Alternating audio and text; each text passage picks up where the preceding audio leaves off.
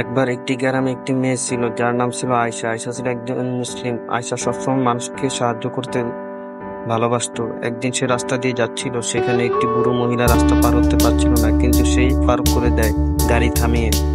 তার পুরো গ্রামবাসীরা তাকে নিয়ে গুণগান করতো। তো একদিন সে বাসায় যায়, বাসায় গিয়ে শুনতে পারে তার মা অসুস্থ, হসপিটালে ভর্তি আছে এবং 10 লাখ টাকা লাগবে। তার মা খুবই অসুস্থ। তো এই কথা শুনে সে অনেক চিন্তিত হয় এবং তার পাশে তার একটি বান্ধবী ছিল, যে গিয়ে তার কিছু বন্ধু বান্ধবকে এই কথা বলে। তার বন্ধু বান্ধব সবাই মিলে গ্রামবাসীকে বলে।